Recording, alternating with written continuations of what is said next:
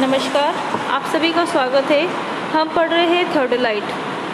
तो सबसे पहले हमने पढ़ा था कि थियोडोलाइट क्या होता है और क्या इसके उपयोग होते हैं। तो डायग्राम में हमने देखा हुआ है थियोडोलाइट एक इस प्रकार का उपकरण होता है जिसमें टेलीस्कोप लगा हुआ होता है, जिसकी सहायता से हम ऑब्जेक्ट को साइट करते हैं। ये हमारा टेलीस्कोप का आईपीस है जहाँ से हम ऑब्जेक्ट को देखते हैं, और ये हमारे क्रॉस हेयर है जहाँ पर हम ऑब्जेक्ट हमें दिखाई देता है। और ये जो हमारे पॉइंट दिया हुआ ये इसका फोकसिंग स्क्रू है। तो ये थियोडोलाइट की हॉरिजॉन्टल प्लेट है जिसकी सहायता से हम हॉरिजॉन्टल एंगल या बियरिंग मेजर करते हैं। ये जो हमारा सर्कल है ये वर्टिकल प्लेट है जिसकी सहायता से हम वर्टिकल एंगल मेजर करते हैं, थियोडोलाइट के उपयोग, ठीक है। और इसकी सहायता से हम सर्वे रेखा को आगे बढ़ाते हैं, बियरिंग मेजर कर पाते हैं। तो ये सारे हमारे थियोडोलाइट के उपयोग है। अब हमने ये पढ़ा था कि थियोडोलाइट को हम टेम्परेरी एडजस्टमेंट कैसे करते हैं। सबसे पहले थियोडोलाइट को हम ट्राइपॉड पे रखते हैं। सबसे नीचे की जो हमारी प्लेट है इसे हम बेस प्लेट कहते हैं, जिसको हम ट्राइपॉड से कस देते हैं। और ये जो लेवलिंग स्क्रू होते हैं इसकी सहायता से हम ट्राइपॉड को कस के लेवल करते हैं। आप देखिएगा ये हमें एक प्लेट दिखाई दे रही है, ये जो हमें दिखाई दे रही है ये हमारी बबल प्लेट होती है। और थियोडोलाइट जब हमारा कम्प्लीटली लेवल हो जाता है तो बबल हमारा सेंटर पे होता है, जो हमने पिछली क्लास में पढ़ा था। उसके बाद थर्ड लास्ट प्रोसेस होता है थियोडोलाइट का फोकस करना। फोकस करने में हमने 2 पॉइंट पढ़े थे, focusing of object and focusing of cross hair. तो जब हम क्रॉस हेयर आईपीस को फोकस करते हैं तो उसके लिए हम क्या करते हैं, ये आईपीस है, यहाँ से हम ऑब्जेक्ट को देखते हैं। तो यहाँ पर हमें इस साइड पर क्रॉस हेयर दिखाई देते हैं। एक सर्कल में इस प्रकार से लाइनें होती हैं, हॉरिजॉन्टल वर्टिकल लाइन, इनको हम क्रॉस हेयर कहते हैं। तो वो हमें दिखाई देते हैं। तो आप ये देखिएगा ये जो ब्लैक कलर की रिंग है, ये रिंग होती है, इनको हम धीरे धीरे मूव करते हैं ताकि हमें ये जो क्रॉस हेयर है कम्प्लीटली अच्छे तरीके से विजिबल हो जाए। तो ये था focusing of eyepiece. Second हमारा होता है फोकसिंग ऑफ ऑब्जेक्ट। उसके लिए हम क्या करते हैं कि इस लेंस पर हमें ऑब्जेक्ट दिखाई देता है। अगर हमें कोई भी बॉल लिया हो, कोई पेड़ लिया हो, कुछ भी हमने लिया हो तो हमें ऑब्जेक्ट दिखाई देता है। उसको फोकस करने के लिए हमारे पास फोकसिंग स्क्रू होता है जिसको हम धीरे धीरे मूव करते हैं तो हमें ऑब्जेक्ट क्लियर तरीके से दिखाई देने लग जाता है। तो ये होता है फोकसिंग ऑफ ऑब्जेक्ट, ठीक है। तो ये था हमारा थियोडोलाइट। इसके बाद अब हम पढ़ेंगे कि थियोडोलाइट की सहायता से हमने सबसे पहले पढ़ा था हॉरिजॉन्टल एंगल हम मेजर करते हैं। तो थियोडोलाइट की सहायता से हम हॉरिजॉन्टल एंगल कैसे मेजर करते हैं। मान लिया जाए कि हमें कोण AOB हमें मेजर करना है। ये हमारा हॉरिजॉन्टल एंगल है, कोण AOB जो हमें मेजर करना है। तो सबसे पहले मेजर करने के लिए हम क्या करेंगे, जो हमारा ऑब्जेक्ट है उस ऑब्जेक्ट को हम O बिंदु पर रख देते हैं। आप देखिएगा ये O बिंदु है। तो सबसे पहले हम क्या करेंगे, हमारे इंस्ट्रूमेंट को हम O बिंदु पे रखेंगे। इंस्ट्रूमेंट हमारा कम्प्लीटली O बिंदु पर है या नहीं, इसके लिए हम प्लम्बोब का इस्तेमाल करते हैं। प्लम्बोब की सहायता से हम सेंटर को या फिर हमारे जो भी पॉइंट सेंटर होता है उसको हम फील्ड से इंस्ट्रूमेंट या इंस्ट्रूमेंट से हम फील्ड पर ट्रांसफ़र कर सकते हैं। तो सबसे पहले इंस्ट्रूमेंट को हम O बिंदु पर रखेंगे। O बिंदु पर रखने के बाद हमने क्लेम पढ़े थे, अपर क्लेम और हॉरिजॉन्टल क्लेम, ठीक है। तो आप ये देखिएगा कि ये जो हमारा है ये जो बिंदु आपने देख रहे हो ये हमारे लोअर क्लेम है, और इसी के इस साइड पर हमारे अपर प्लेट के लिए अपर क्लेम होते हैं। इस डायग्राम में आप देखिएगा आपको लोअर और अपर प्लेट बहुत क्लियर तरीके से दिखाई हुई है। ये जो वाइट कलर का सर्कल है, ये जो हमारा वाइट कलर का सर्कल है ये हमारी है वाइट कलर की जो प्लेट है, ये हमारी लोअर प्लेट है। और ऊपर ये जो आपको दिखाई दे रहा है ये हमारी अपर प्लेट है। लोअर प्लेट में एंगल होते हैं 0 से 360 डिग्री, और अपर प्लेट हमारी वर्नियर प्लेट भी हम कहते हैं, जिस पर 0 से 30 डिग्री तक हमारे पास एंगल होते हैं, जो एंगल पढ़ने के काम आती है। मेनली हमें जो कोण या बियरिंग प्राप्त होती है वो हमें मेन प्लेट पे प्राप्त होती है, मेन प्लेट या लोअर प्लेट पे। तो लोअर प्लेट को कसने के लिए जो हमें क्लेम स्क्रू दिए होते हैं उन्हें हम लोअर क्लेम कहते हैं, और अपर प्लेट को कसने के लिए हमें जो स्क्रू दिए हुए होते हैं उन्हें हम अपर प्लेट कहते हैं। तो क्या करेंगे हम हॉरिजॉन्टल एंगल ज्ञात करने के लिए, सबसे पहले हम इंस्ट्रूमेंट को O बिंदु पर रखेंगे। O बिंदु पर स्थापित करने के बाद हम अपर और लोअर दोनों क्लेम को हम लूज़ कर देते हैं।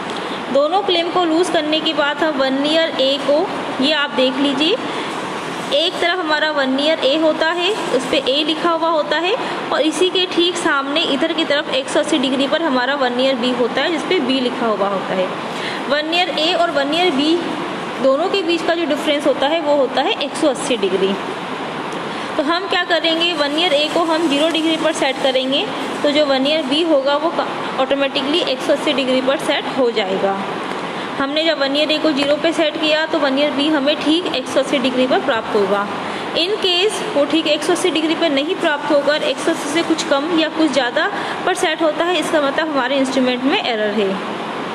तो अगर इंस्ट्रूमेंट में एरर है तो वो हमारी एक नेचुरल एरर की कैटेगरी में आ जाता है। तो हम मान के चलते हैं कि हमारा इंस्ट्रूमेंट कम्प्लीटली सही है।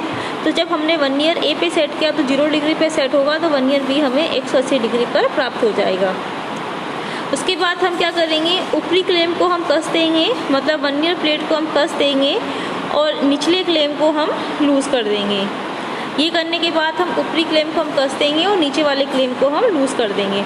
लूज़ करने के बाद हम वर्नियर ए को हम साइड करेंगे। कसने के बाद हम टेलीस्कोप से बिंदु ए को साइड करेंगे। टेलीस्कोप से हम जब बिंदु ए पे साइड करेंगे तो हम देखेंगे कि हमारा वर्नियर ए 0 डिग्री पर होना चाहिए। ठीक है, तो 0 डिग्री पर वर्नियर ए को 0 डिग्री पर सेट करते हुए हम टेलीस्कोप की सहायता से ऑब्जेक्ट को हम बिंदु ए पर हम साइड करेंगे। मतलब जब हम बिंदु ओ से हम देख रहे हैं, इंस्ट्रूमेंट हमारा बिंदु ओ पर है, यहाँ से जब हम देख रहे हैं तो दूरबीन को हमने बिंदु ए की तरफ हमने इसको साइड किया। साइड करते समय हमने देखा कि वर्नियर ए पे जो हमारी रीडिंग थी वो हमने 0 डिग्री पर सेट की हुई है। ये करने के बाद हम क्या करेंगे, इंस्ट्रूमेंट को लोअर क्लेम लूज़ करके इंस्ट्रूमेंट को हम घुमाते हैं बिंदु बी की तरफ। इंस्ट्रूमेंट को हम बिंदु बी की तरफ घुमाएंगे और दूरबीन से हम बिंदु बी को साइड करेंगे। जब क्रॉस हेयर का सेंटर और बिंदु बी ठीक एक दूसरे के ऊपर हो, मतलब एक ही लाइन ऑफ साइट में हो, तो हम उसे कस देंगे। लोअर क्लेम को भी हम कस देंगे। तो उसकी सहायता से हमें कोण ए ओ बी हमें थीटा प्राप्त होगा। तो यहाँ पर आप देखिएगा कि हमें कोण ए ओ बी, हमें ये ए ओ बी जो हमारा कोण है, हमें ये कोण ए ओ बी हमें प्राप्त हो जाएगा। तो ये था कि हमने इसकी सहायता से कोण ए ओ बी प्राप्त किया। अब इसको लिखने का तरीका क्या होता है कि हमने ए से बी को साइड किया। ए से बी को साइड करने के बाद हम रीडिंग पढ़ेंगे मेन प्लेट की। मेन प्लेट की जब आप रीडिंग पढ़ोगे तो वहाँ पे हम डिग्री और मिनट को पढ़ेंगे, और वर्नियर प्लेट पे जो हम रीडिंग पढ़ते हैं वो होती है हमारी मिनट और सेकंड। तो मेन प्लेट पे हम डिग्री और मिनट को पढ़ते हैं और वर्नियर प्लेट पे हम मिनट और सेकंड को पढ़ते हैं। उसको कैलकुलेट करने का तरीका क्या होता है कि मेन प्लेट के डिग्री मान लिया जाए कि थीटा डिग्री और बीटा हमें मिनट प्राप्त हुआ है। वर्नियर प्लेट पे हमें गामा मिनट और नीटा सेकंड हमें प्राप्त हुआ है। तो हम क्या करेंगे, इन्हें हम कैलकुलेट कर लेंगे। कैलकुलेट करने के बाद हमें डिग्री मिनट सेकंड में हॉरिजॉन्टल एंगल प्राप्त हो जाएगा। तो ये था कि हम थर्डोलाइट की सहायता से हॉरिजॉन्टल एंगल को कैसे याद करते हैं। जब हमारा एंगल रीड हो जाएगा तो हम सारी प्लेट्स को अनक्लेम कर देंगे।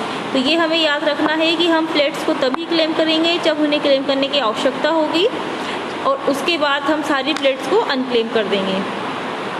इसके बाद आता है कि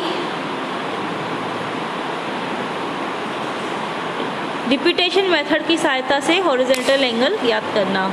रिपीटेशन, सबसे पहले हमने हॉरिजॉन्टल एंगल याद करने का ऑर्डिनरी मेथड पढ़ा था, जिसकी सहायता से हम हॉरिजॉन्टल एंगल याद करते हैं, और हम याद करेंगे रिपीटेशन मेथड की सहायता से हॉरिजॉन्टल एंगल याद करना। सेम प्रोसेस जो हमने लास्ट टाइम किया था। ए ओ बी हमें कोण ज्ञात करना है रिपीटेशन मेथड की सहायता से। तो ओ बिंदु पर हम इंस्ट्रूमेंट का टेम्परेरी एडजस्टमेंट कर देते हैं। टेम्परेरी एडजस्टमेंट करने के बाद वर्नियर ए को 0 पर और वर्नियर बी को हम 180 डिग्री पर सेट करते हैं। सेट करने के बाद हम अपर क्लेम को कर देते हैं और लोअर क्लेम को हम लूज़ कर देते हैं।